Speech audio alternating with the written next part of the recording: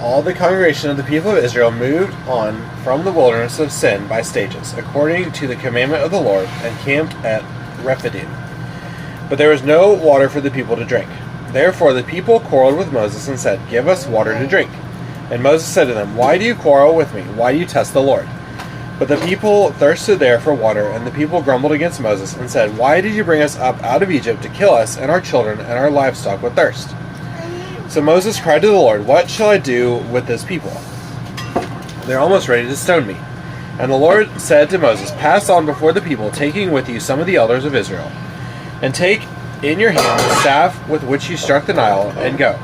Behold, I will stand before you there on the rock at Horeb, and you shall strike the rock, and water shall come out of it. And the people will drink." And Moses did so in the sight of the elders of Israel.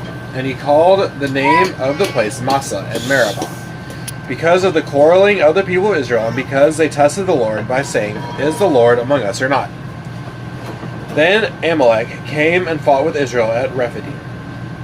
So Moses said to Joshua, "Choose for us men and go out and fight with Amalek. Tomorrow I will stand on the top of the hill with the staff of God in my hand." So Joshua did as Moses told him, and fought with Amalek, while Moses, Aaron, and Hur went up to the top of the hill. Whenever Moses held up his hand, Israel prevailed, and whenever he lowered his hand, Amalek prevailed. But Moses' great hands grew weary, so they took a stone and put it under him, and he sat on it, while Aaron and Hur held up his hands, one on one side and the other on the other side. So his hands were steady until the going down of the sun.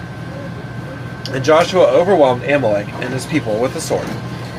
Then the Lord said to Moses, "Write this as a memorial in a book, and recite it in the ears of Joshua, that I will utterly blot out the memory of Amalek from under heaven." And Moses built an altar, and called the name of it, "The Lord is my banner," saying, "A hand upon the throne of the Lord. The Lord will have war with Amalek from generation to generation." This is the word of the Lord. Thanks be to God.